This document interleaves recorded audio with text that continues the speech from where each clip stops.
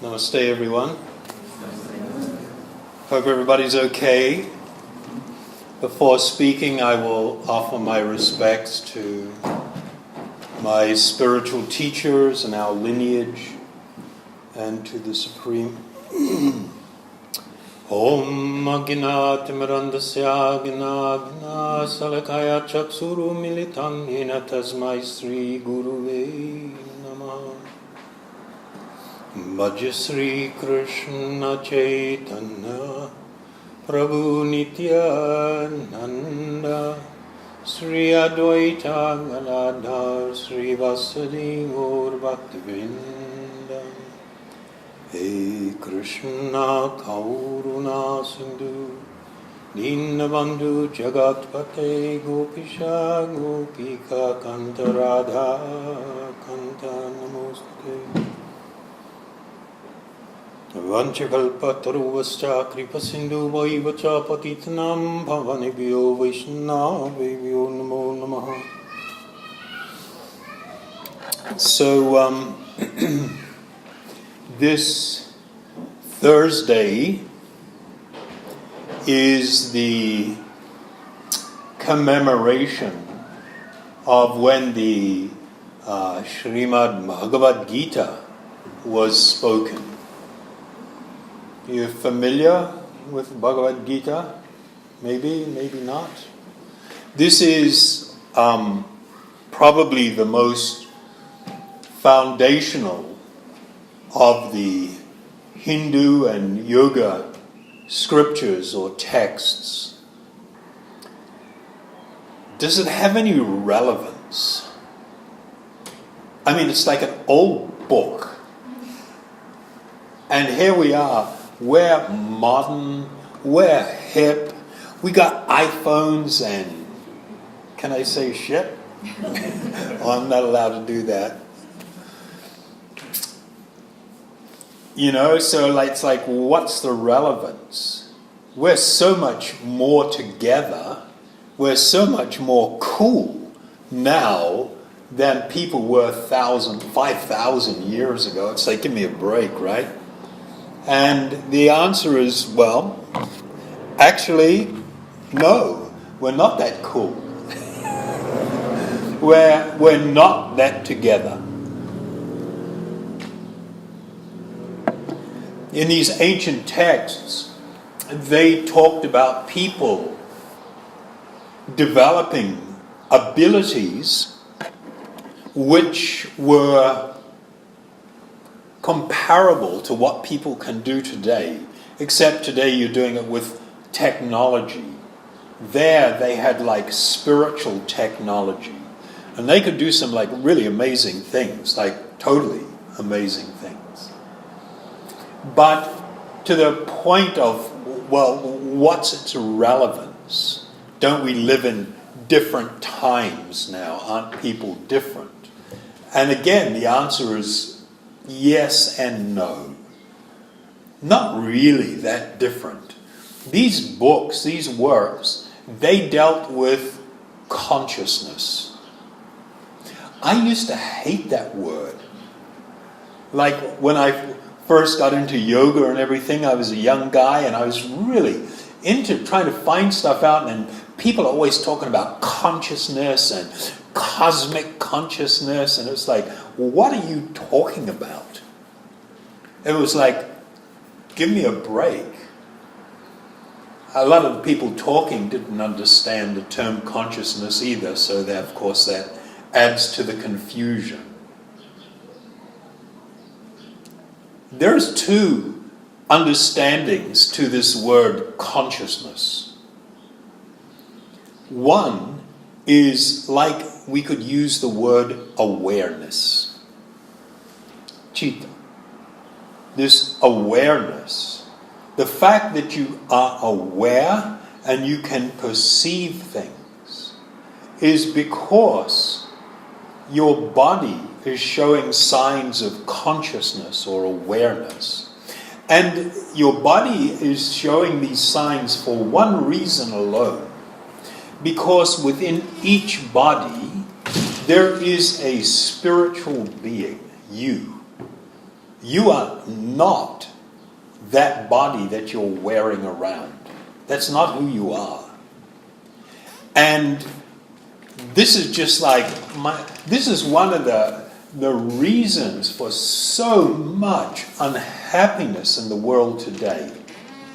People completely tie their idea of self-worth, their pursuit of happiness, lovableness, worthiness, everything is tied to this ridiculous thing we're walking around in called a body, which is actually quite disgusting. The only reason it's attractive is because you are inside it. As soon as you leave, which is what's death, as soon as that occurs, it's just like nobody wants to go near that thing. That thing instantly becomes repulsive. Instantly. It's like, whoa, everybody wants to step back. And yet here we are, we have lost the plot. We are so steeped in this illusion that this body is me. Therefore, I call myself, the labels stuck on this body, I call myself a male or a female. I call myself an islander, a Kiwi, an American, Chinese, Indian. I call whatever my body looks like. That's who I say I am. This is like the dumbest thing that you can actually do. Sorry. I know I probably upset a lot of people when I talk, but I'm really upset. I'm upset because everybody is unnecessarily suffering because of clinging to all of these false ideas. So this is one way in which we can understand the word consciousness, like awareness. And the fact that the awareness that your body seems to have is because of you, the living being residing within this body. But there's another way in which the term consciousness is used. And this is like your state of mind. The things that you are attracted to, the things that you are repulsed by, the things that you consider desirable, the way in which you pursue happiness, the type of food that you are attracted to. All of these things are determined by your consciousness, the state of your mind. And in the Bhagavad-gita, it fundamentally talks about two states. The spiritual state, or state of spiritual consciousness, and of material consciousness. When a person has become absorbed in the idea that the body is me, then my whole life is going to be spent trying to find love, trying to find a home, trying to find happiness and perfection in relation to this body. And I'm sorry, that's impossible. You are seeking eternal happiness. You are seeking permanent shelter. And you cannot find that in this world. We are talking about a spiritual condition which we are seeking in a world which is temporary and limited and imperfect. From the spiritual point of view, this is like, my God, this is this is an advanced state of insanity. That we're all just running after these things that it's just not true. It's not real. You can't find it this way. You won't find what you are looking for. That is why you are disappointed. That is why you are unhappy.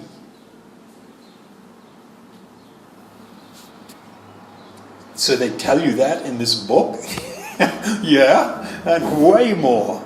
Like way more.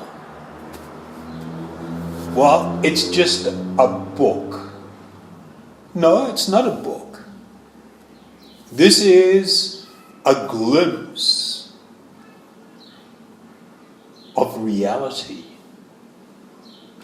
It is a shared spiritual vision, a spiritual understanding. Oh my God. Yeah, there you go, on the God thing again. You know, people have developed this arrogance. Everybody places such tremendous importance on their own thinking.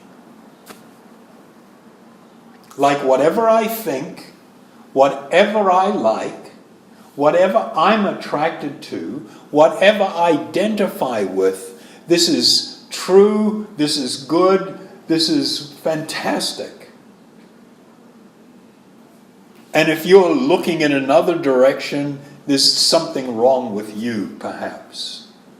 I will tend to find fault. If I tell you, well, maybe the way you're seeing things is not the best way, I immediately become defensive. I don't get defensive for any reason other than I'm so attached to what I believe.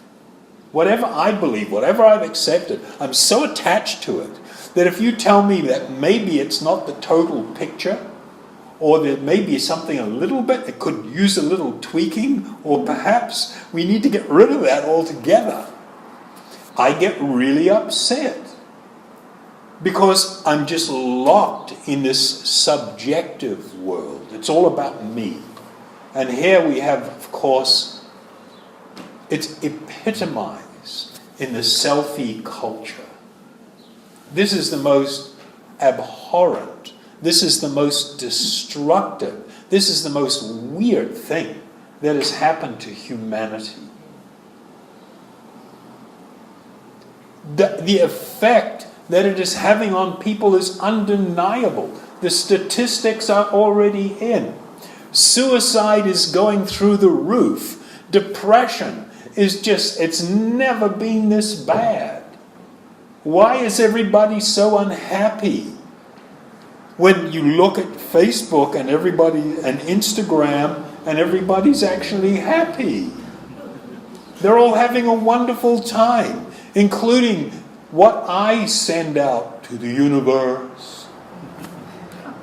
My picture. What I'm eating. With my friends. And then I just blast it out to the universe like this is my reality. Hey, give me a break. This is all just pretense. This is pretense. We are unhappy. If we can't, it's kind of like a doctor trying to work with a patient. If you don't identify that there is something wrong, you're not inclined to take medicine or go to a doctor or do anything about it. And I want to pretend, even though within my own heart I feel this emptiness, I feel this agitation, I feel there's so much lacking and so much I want, even though I feel that way, I don't want to accept that there's anything wrong with my life and my choices. This is just like, I thought we'd become so cool and so smart now with all of our technology. No, we're getting dumbed down. Big time. Dumbed down. It's unbelievable. The amount of manipulation that is going on. And these big captains of the social media world and Google and Amazon and all these guys, they're just like gloating over how stupid all the people are. We've got these suckers and we're just reeling them in. We're just taking their money like there's no tomorrow. We've developed all these amazing logarithms where I can predict what you're probably going to be looking for. First of all, I give you a stimulation to want something and then offer you something that you'll think, okay, that will do the trick. We are just bombarded with such incredible amounts of manipulation, and we think we're so intelligent, and we've got it together, and I'm making up my own decisions, I'm in charge of my life, everything is cool. It's not, I'm sorry. How do I know that? Well, about 5,000 years ago, we had this amazing event where somebody spoke this text, the Bhagavad-gita. And it shone an amazing light, a light of truth onto things. The Bhagavad-gita says, take a U-turn for happiness. What? You know how they have these signs, right? Gas, next turn on the right. Something to eat, next stop on the left. Right? Off to the beach. 250 miles north. All these signs everywhere. The Bhagavad-gita, if it's going to have one sign, it's kind of like U-turn for happiness. We're heading in the wrong direction. There is a need for a change of direction. And it is so important. It is so relevant to our life. And it's just like astonishing. Like seriously astonishing. I've got a couple of verses here which I think really capture the take a U-turn for happiness thing. Of course, we all know, well, maybe we don't know, these guys are geriatric already, the Rolling Stones. There's always something very sad at looking at aging rockers. They just don't give up. And even in their prime, when they're just thrashing it, 24/7, sex, drugs, and rock and roll. And they were on top of the world, and everybody's throwing money and throwing their bodies and throwing everything at them. They're worshipping these individuals. Here they are singing a song, I can't get no satisfaction. They're trying. I mean, these guys are hammering it. They're going at it non-stop. They're just going for it. And they're experiencing the emptiness of this pursuit. Now, we are constantly told that anything that you desire is good. Because it's your desire. Your desire is almost worshipable. And everybody should follow whatever desire that you have. They should recognize it. They should glorify it. And your pursuit to fulfill desire is a wonderful thing. Problem is, it's not. That is a massive lie. If you live in this illusion that this body that you have on right now is who you are, and that by sticking things in that body, or on that body, or around that body, is going to touch you, the person deep within your heart of hearts, the living being. No, it's not true. You can whip your body into a frenzy. You can have non-stop stimulation, smelling, tasting, feeling, engaging in all kinds of activity. You can build yourself into this just, orgasmic state of sensual stimulation. And when it's all over, there you are, still empty. And maybe a little bit more disappointed than you were before. Because it doesn't matter what you are doing to your body and mind, it is not touching you, the person within. You are in need of spiritual nutrition, spiritual experience. That is what you are looking for, and that is what you are entitled to. But if you look in the wrong place, like that old song, looking for love in all the wrong places. I mean, that's so true. We're always looking in the wrong places. So, we live in a society, so-called very advanced and enlightened society, where we are told that desire is fantastic. It's something we should be completely fixated with. And we should be spending our time and life and energy trying to fulfill desire. And this is how you become happy. Well, I got a U-turn for you. Sorry, wrong direction.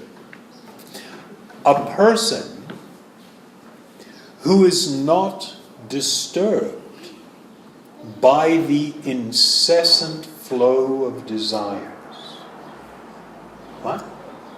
Well, we all know the incessant flow of desires. We're just constantly looking for something to do, something new, the experience, we're thinking, we're always just it's this constant, incessant flow of desires. So a person who is not disturbed by the incessant flow of desires, that enter just like rivers into the ocean, which is ever being filled but always still, can alone achieve peace, and not the person who strives to satisfy such desires. Whoa! That's too heavy for me. But this is reality. We're talking about a paradigm shift. We're talking about looking at life differently, looking for our happiness in a different way, seeking real spiritual love, but doing it in a new way. Before giving up this present body, if one is able to tolerate the urges of the material senses and to check the force of desire and anger, he will be situated and will be happy in this world. So, I mean, here we've got just like, we're not going to even talk about this. I've just pulled out a couple of these things because it relates to the question of, is this relevant? Well, my life and the life of everyone since time immemorial has been the pursuit of happiness. Have we become successful? Is there some amazing, fantastic formula that they've discovered in the last thousands of years that we can go, that's it, download that from the App Store and I'm doing that and my life will be perfect? No. So how smart are we? After thousands of years and all this technology, we still haven't figured out how to find this perfection that we seek? Well, it's because we're heading in the wrong direction. And because we're in a state of mind or consciousness that's filled with false ideas. And the Bhagavad-gita is this amazing, compassionate, and caring spiritual vision for how to retrain yourself, how to live a different kind of life, and experience completely different outcomes to what you are currently experiencing. So, given that this is a very wonderful time, Thursday is the anniversary, 5,000 plus years, of the time that the Bhagavad-gita was spoken. Maybe an opportune time to take a look in the mirror.